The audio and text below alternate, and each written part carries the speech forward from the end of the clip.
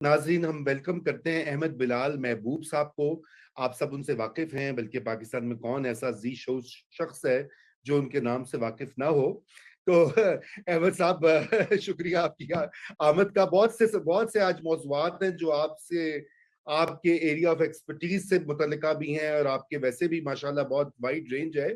تو ایک تو یہ فورن فنڈنگ کیس کا پھر سے فیصلہ محفوظ ہو گیا. یہ ایک آئی نو کہ شاید کچھ دنوں میں آ جائے، لیکن یہ پہلی بار محفوظ نہیں ہوا. 10 سال ہو گئے ہیں. یہ کیا مذاق بنا رکھا ہے پاکستان کی.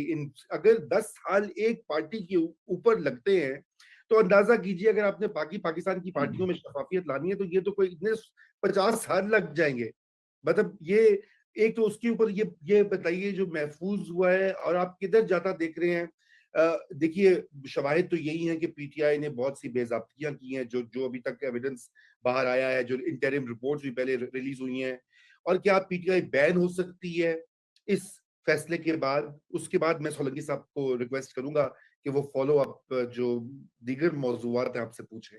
جی احمد صاحب.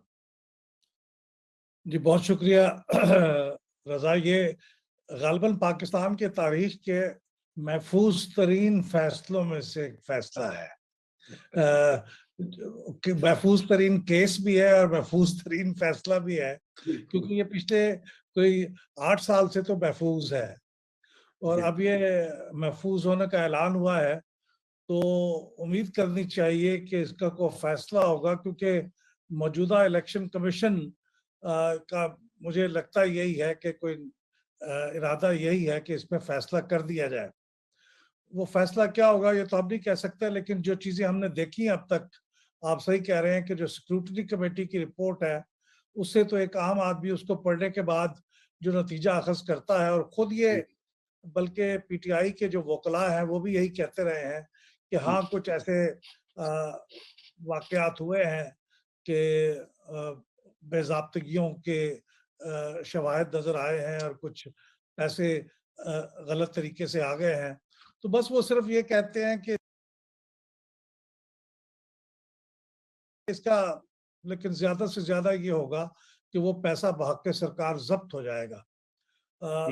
اور اس حد تک تو وہ صحیح کہتے ہیں کہ اس کیس کا جو یہ فیز ہے جو اس وقت اس کا تو جو نتیجہ ہے وہ تو یہی ہو سکتا ہے. لیکن اگر اس کیس کے نتیجے میں یہ ثابت ہو گیا کہ یہ جو بے ضابطگیاں ہیں ان میں یہ بات بھی شامل ہے کہ فارن سورسز سے فنڈنگ ہوئی ہے، اور فارن سورسز کی بڑی نیرو سی ڈیفینیشن ہے پولیٹیکل پارٹیز آرڈر کے اندر. تو اس صورت میں جو اگلا فیز ہے وہ شروع ہو سکتا ہے، اور اگلا فیز یہ ہے کہ پھر وہ جو ہے وہ وفاقی حکومت کو اس کے اوپر ایکشن لینا پڑے گا.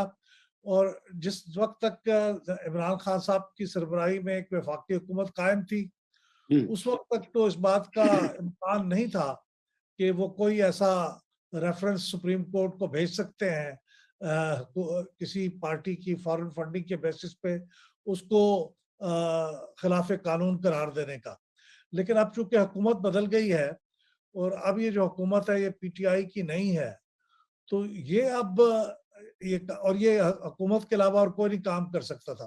تو اب یہ اگر الیکشن کمیشن کی طرف سے یہ فائنڈنگ ہوتی ہے کہ اس میں فارن سورسز آف فنڈنگ موجود تھے، تو پھر یہ ریفرنس بھیجے گی سپریم کورٹ کو، اور پھر سپریم کورٹ اس ریفرنس کی بنیاد پہ فیصلہ کرے گا.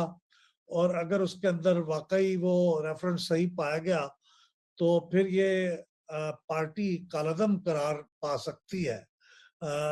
یہ میرے خیال میں یہ بہت اس وقت تو دور افتادہ بات لگتی ہے، لیکن یہ اتنی دور افتادہ بھی نہیں ہے، کیونکہ میں نے جو سیکورٹی کمیٹی کی رپورٹ پڑھی ہے اس میں مجھے بہت سی چیزیں نظر آئی ہیں جس میں فارن فنڈنگ کے اس کے اندر شواہد موجود ہیں.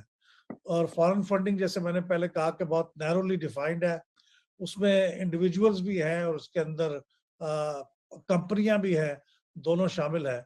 تو اس لیے امکانات موجود ہیں کہ اگلے فیز میں یہ کیس داخل ہو جائے، لیکن اب پہلا فیز کا جو نتیجہ ہے اس پہ یہ ڈیپینڈ کرے گی بات. بالکل بالکل میں اس سے پہلے سولنگی صاحب آپ ایک بات جی کہ جی میرا ایک کوئک جی کامنٹ ہے اور وہ احمد صاحب میں آپ سے ریسپانس نہیں چاہ رہا، لیکن یہ اس فیڈرل گورنمنٹ نے کیا کرنا ہے؟ یہ فیڈرل گورنمنٹ تو مریم نواز کو پاسپورٹ نہیں دلوا سکتی، تو اس نے پی ٹی آئی کے خلاف کیا کاروائی کرنی ہے؟ مجھے تو آپ یہ بتائیے نا جی سولنگی صاحب، آگے آپ بڑھیے اس کے نہیں، اوپر۔ اس پر اگر احمد بلال صاحب آپ تو کوئی جواب دینا چاہیں۔ ضرور جی احمد صاحب، دیکھیں نا یہ گورنمنٹ ہے بقول غالب ہر چند ہے کہ نہیں ہے، مطلب یہ پاورز ہی پتہ نہیں لگ رہی یہاں پہ تو جی۔ یہ آپ درست کہہ رہے ہیں، لیکن کسی حد تک تو یہ اس کا سبب یہ بھی ہے کہ یہ ایک بڑی براڈ کولیشن گورنمنٹ ہے، اور اس کے اندر آپ کو پتا ہے وہ جو تمام پارٹیاں ہیں وہ اس طرح کے جو فیصلے ہیں اس میں ان کی اپنی اپنی رائے ہوتی ہے اور ان سے مشورہ کرنا پڑتا ہے اور بہت وقت درکار ہوتا ہے، اور پھر اگر کنسنسس نہ ڈیولپ ہو تو ایکشن نہیں ہوتا، تو اس سے یہ درست بات ہے کہ اس سے یہ تاثر بنتا ہے کہ یہ ایک فعال حکومت نہیں ہے، یہ ان ایکٹیو حکومت ہے، یہ فنکشنل حکومت نہیں ہے۔